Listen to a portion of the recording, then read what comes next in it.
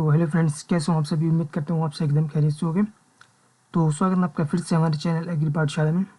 तो आज की इस वीडियो में आपके लिए लेकर आया हूँ बीएससी ऑनर्स एग्रीकल्चर के सेकंड सेमेस्टर के principles of seed technology subject के टॉप 40 मोस्ट इंपॉर्टेंट एग्जाम में आने वाले क्वेश्चन जो कि आपके एग्जाम के लिए काफ़ी ज़्यादा इंपॉर्टेंट है। तो वीडियो को पूरी जोर देखना और वीडियो पसंद आए तो उसको लाइक करना, कमेंट्स करना, शेयर करना और हमारे चैनल एग्री पाठशाला को सब्सक्राइब करना। तो चलिए इस वीडियो की शुरुआत करते हैं। और अगर आपको इसकी पीडीएफ चाहिए तो आप हमारे टेलीग्राम चैनल को ज्वाइन कर सकते हैं, जिसका लिंक डिस्क्रिप्शन बॉक्स में है। तो इसका पहला क्वेश्चन है, आधार बीज उत्पादन के लिए स्रोत बीज कौन सा होता है। तो इसका आंसर आएगा आपका option number B, breeder seed यानी प्रजनक बीज। फाउंडेशन सीड सीधे ब्रीडर सीड से उत्पादित किया जाता है। अगला क्वेश्चन है, बीज प्रमाणीकरण क्या सुनिश्चित करता है। तो यह जेनेटिक प्योरिटी, फिजिकल प्योरिटी और सीड क्वालिटी तीनों को ही सुनिश्चित करता है। तो इसका आंसर आएगा आपका option number D, all of these. प्रमाणीकरण से बीज की गुणवत्ता, शुद्धता और अंकुरण सुनिश्चित होता है। अगला क्वेश्चन है, भारत में बीज प्रमाणीकरण के लिए कौन जिम्मेदार है। तो इसका आंसर आएगा आपका ऑप्शन नंबर ए, सीड सर्टिफिकेशन एजेंसी।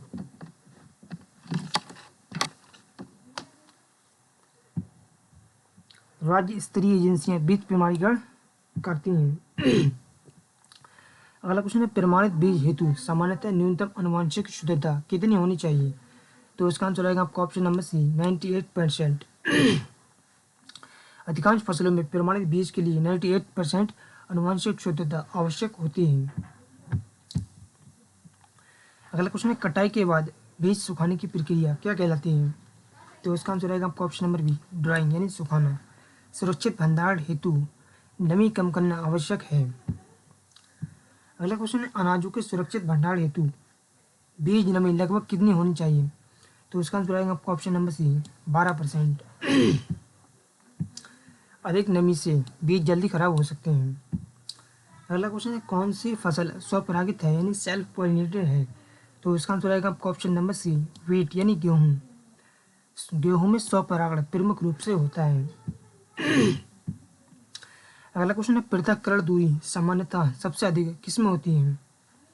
तो उसका आंसर आएगा आपका option number C, cross pollinated crops यानी परपरागत जो फसलें होती हैं उनमें पृथक्करण दूरी सामान्यतः सबसे अधिक होती है।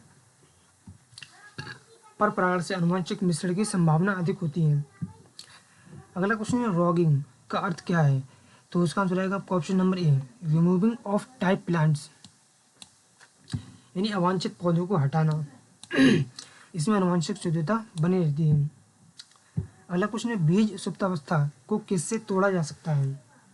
तो उसका आंसर आएगा आपका ऑप्शन नंबर डी, यानी स्कैरिफिकेशन, स्ट्रेटिफिकेशन, GA3 ट्रीटमेंट। इन तीनों विधियों से ही बीज सुसुप्तावस्था को तोड़ा जा सकता है। ये सभी डोरमेंसी ब्रेकिंग मेथड्स हैं। अगला क्वेश्चन है, स्कैरिफिकेशन मुख्यतः किसके लिए किया जाता है। तो इसका आंसर आएगा आपका option number A, hard seed coat breaking यानी कठोर बीजावरण को तोड़ना। इससे पानी का प्रवेश बढ़ता है और अंकुरण होता है।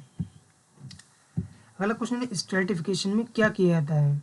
तो इसका आंसर आएगा आपका option number B, cold moist treatment यानी ठंडा एवं नरम उपचार करने की प्रक्रिया को ही स्ट्रेटिफिकेशन कहते हैं। यह कई बीजों की सुप्तावस्था समाप्त करता है। अगला क्वेश्चन है, बीज शक्ति परीक्षण क्या क्या, क्या दर्शाता है। तो उसका आंसर आएगा आपका ऑप्शन नंबर ए, seed performance under field conditions यानी खेत की परिस्थितियों में प्रदर्शन ही बीज शक्ति परीक्षण कहलाता है। विगर जर्मिनेशन से अधिक व्यापक गुण है। अगला क्वेश्चन है, टेट्राजोलियम परीक्षण किसके लिए किया जाता है। तो इसका आंसर आएगा आपका ऑप्शन नंबर ए, वायबिलिटी टेस्टिंग यानी जीवन क्षमता परीक्षण। यह बीज के जीवित होने की त्वरित जांच करता है। अगला क्वेश्चन है, टेट्राजोलियम घोल जीवित ऊतकों को किस रंग में रंगता है। तो इसका आंसर आएगा आपका ऑप्शन नंबर बी, रेड यानी लाल। जीवित कोशिकाएं लाल रंग प्रदर्शित करती हैं। अगला क्वेश्चन है, बीज स्वास्थ्य परीक्षण किसकी पहचान हेतु किया जाता है।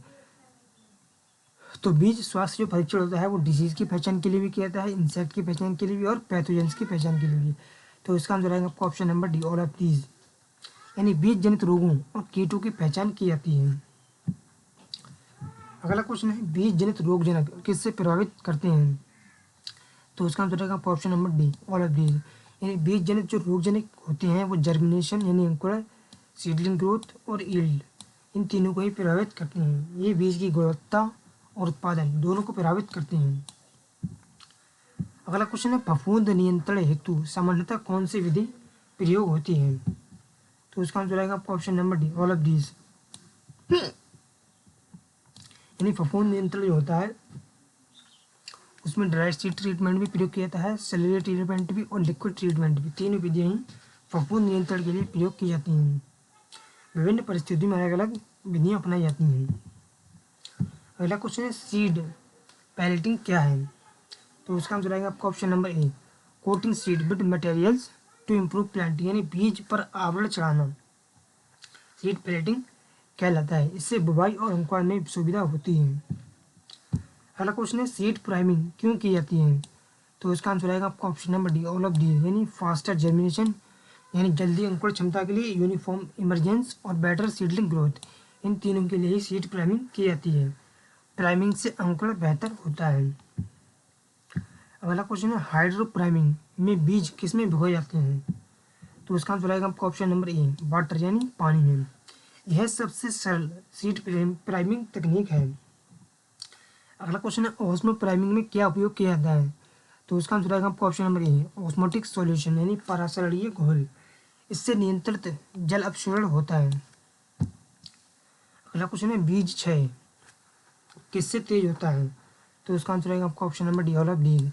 यानी हाई टेम्परेचर यानी उच्च तापमान, हाई मॉइस्चर यानी उच्च नमी और पुअर स्टोरेज यानी खराब भंडार क्षमता, इन सभी से ही बीज क्षय तेजी से होता है। ये सभी बीज की गुणवत्ता घटाते हैं। अगला क्वेश्चन है हैरिंगटन नियम के अनुसार 1% नमी कम होने पर बीज जीवन दोगुना होता है, किस सीमा में है? तो इसका आंसर आएगा आपका ऑप्शन नंबर ए, 5 से 14%। यानी यह बीज भंडार का महत्वपूर्ण नियम है। अगला क्वेश्चन है किस फसल में रिकैलसिट्रेंट सीड पाए जाते हैं? तो उसका आंसर आएगा आपका option number A, mango. Recalcitrant seed सूखने पर जल्दी जीवितता खो देते हैं। अगला क्वेश्चन है ऑर्थोडॉक्स सीड की विशेषता क्या है? तो उसका आंसर आएगा आपका option number A, dried and stored for long period, यानी सुखाकर लंबे समय तक संग्रहित किए जा सकते हैं। यह ऑर्थोडॉक्स सीड की विशेषता होती है जो सुखाकर लंबे समय तक उन्हें संग्रहित किया जा सकता है। गेहूं और धान इसके उदाहरण हैं। अगला क्वेश्चन है भारत में बीज उद्योग किस अधिनियम द्वारा नियंत्रित है? तो इसका आंसर आएगा आपका ऑप्शन नंबर ए, सीड एक्ट 1966। यह बीज गुणवत्ता नियंत्रण का प्रमुख कानून है। अगला क्वेश्चन है OECD सीड स्कीम किससे संबंधित है?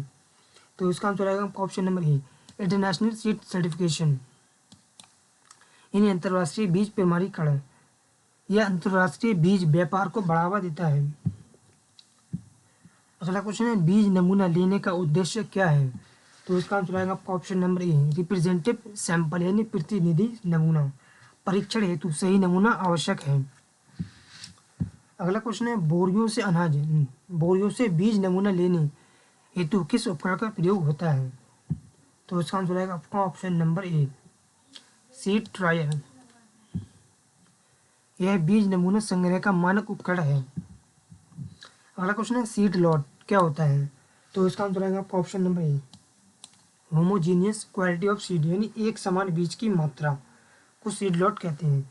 सीड टेस्टिंग में सीड लॉट महत्वपूर्ण इकाई है। अगला क्वेश्चन है नीला टैग किससे संबंधित है? तो इसका आंसर आएगा आपका option number C, certified seed यानी प्रमाणित बीज। अगला क्वेश्चन है सुनहरा पीला टैग यानी गोल्डन येलो टैग किस बीज वर्ग का उदाहरण है? तो उसका आंसर आएगा आपका option number C, breeder seed यानी प्रजनक बीज। ब्रीडर सीड का टैग गोल्डन येलो होता है। अगला क्वेश्चन है सफ़ेद टैग किस बीज वर्ग का होता है? तो इसका आंसर आएगा आपका ऑप्शन नंबर ए, फाउंडेशन सीड यानी आधार बीज। फाउंडेशन सीड की पहचान सफ़ेद टैग से होती है। अगला क्वेश्चन है बैगनी टैग किस बीज वर्ग का होता है? तो उसका आंसर आएगा आपका option number A, TL seed यानी truthfully labelled seed. TL seed का टैग बैंगनी रंग का होता है। अगला क्वेश्चन है, बीज प्रमाणीकरण का पहला चरण क्या है? तो उसका आंसर आएगा आपका option number A, application by seed producer यानी उत्पादक द्वारा आवेदन। आवेदन के बाद निरीक्षण प्रक्रिया शुरू होती है। अगला क्वेश्चन है, बीज प्रमाणीकरण में खेत निरीक्षण किस लिए किया जाता है? तो उसका आंसर आएगा आपका option number D, all of D. यानी बीज प्रमाणीकरण में खेत का जो निरीक्षण होता है वो जेनेटिक प्योरिटी को और isolation distance of types in सभी के लिए किया जाता है। निरीक्षण गुणवत्ता सुनिश्चित करता है। अगला क्वेश्चन है, बीज प्रसंस्करण में क्या शामिल है? तो बीज प्रसंस्करण होता है उसमें क्लीनिंग यानी सफाई, ग्रेडिंग, स्टेरिंग और ट्रीटिंग, ये सभी प्रक्रियाएं शामिल होती हैं। तो इसका आंसर है option number D, all of these. Seed processing में बीज गुणवत्ता सुधारने की प्रक्रिया है। अगला क्वेश्चन है, भंडारण फफूंद मुख्यतः किस परिस्थिति में विकसित होती है? तो उसका आंसर आएगा आपका ऑप्शन नंबर ए, हाई मॉइस्चर यानी उच्च नमी। उच्च नमी जब होती है तभी भंडारण में फफूंद होती है। अधिक नमी से एस्परजिलस जैसी फफूंद बढ़ती है। अगला क्वेश्चन है, बीज प्रौद्योगिकी का अंतिम उद्देश्य क्या है? तो उसका आंसर आएगा आपका ऑप्शन नंबर ए, हाई क्वालिटी सीड प्रोडक्शन यानी उच्च गुणवत्ता वाले बीजों का उत्पादन। यही बीज प्रौद्योगिकी का अंतिम उद्देश्य है। बीज प्रौद्योगिकी का मुख्य लक्ष्य किसानों को गुणवत्ता युक्त बीज उपलब्ध कराना है। तो फ्रेंड्स, आज की इस वीडियो में मैंने आपको बीएससी ऑनर्स एग्रीकल्चर के सेकेंड सेमेस्टर के principles of seed technology subject के टॉप 40 क्वेश्चन बताए, जो कि आपके एग्जाम के लिए काफ़ी ज़्यादा इंपॉर्टेंट हैं। तो अगर आपको ये वीडियो पसंद आई हो तो इसको लाइक करना, कमेंट्स करना, शेयर करना और हमारे चैनल एग्री पाठशाला को सब्सक्राइब करना।